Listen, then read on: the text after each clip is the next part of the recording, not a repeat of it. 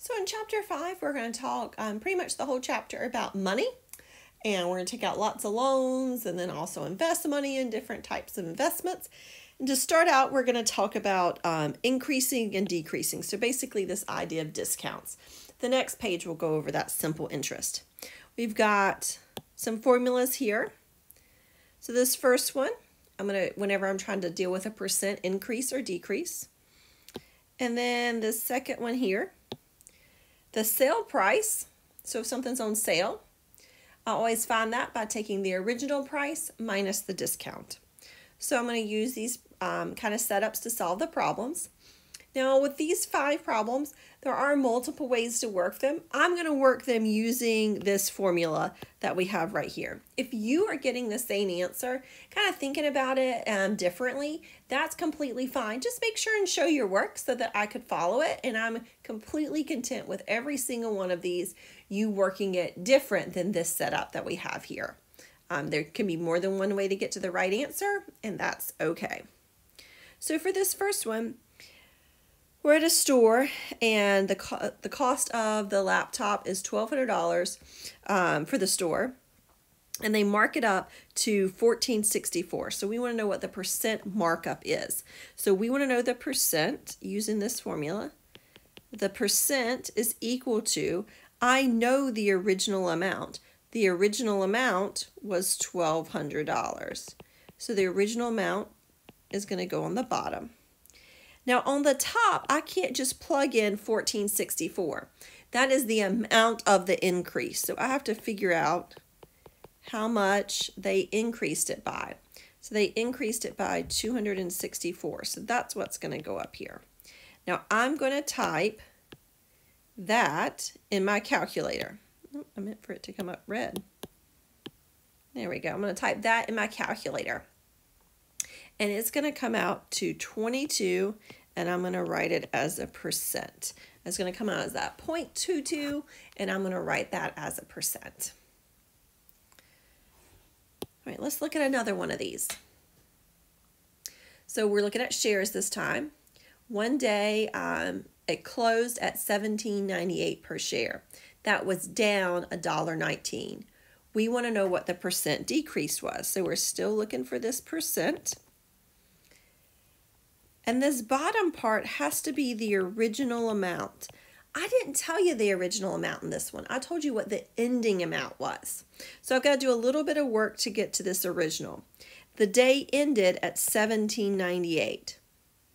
That was down from what it originally was. That means it must have started higher than that. It started $1.19 higher. So that means the original amount was $19.17. And the change was this $1.19. That's how much it changed over the course of the day. It actually did decrease. So we can put it as a negative there. The way MyMathLab's going to have it set up is going to say the percent decrease is and leave a box there. So you're not going to want to include the negative sign there. So I'm just going to I like to put it there because people ask about it. But if we ask what the decrease is, we're already saying it's negative. So you don't really have to include that. All right. I'm going to type this in my calculator, and let's see, we wanted to round to 1 decimal place. So let me write out what my calculator kind of started out like. So this one wasn't very pretty. To round decimals, but we move the decimal before you round. Move first, then round. So that's going to give me 6.2%. So the decrease amount was 6.2%. Now the problem with these is they're all kind of slightly different. So there are lots of different ways we can ask the question that we still use the same formula. So even example 3 here is going to be different. This time we've told you what the percent is. So we can actually plug in the percent. I am going to change it to a decimal. So moving 2 decimal places, that's going to be 1.4145 is equal to. The commodity of coal was traded at $69.30. By the end of the year, the price of coal had risen. We want to know what price it traded for at the end of the year. So this other amount must be the original amount because we're looking for how much it closed at the end. So that means I could put 69.30 down in the denominator. So I must be solving for this x in the numerator. I don't have another number to put there. So I've got to do a little bit of algebra to try to get x by itself.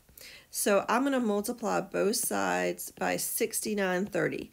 That will get rid of the number in the fraction. So that's going to give me 98 and some decimals is equal to x. We want to know the price at the end of the year. This was just the increase amount. So I started with 69.30 and then I increased by $98 and some change. And I'm going to round my final answer to 2 decimal places. Always be careful of rounding in the middle. Sometimes it doesn't matter, but sometimes it does. So be wary.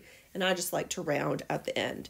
So definitely a 2-stepper there. So that one can be kind of confusing. So if you need to rewatch, you can just rewind the video and watch again. And let me know if you have any questions.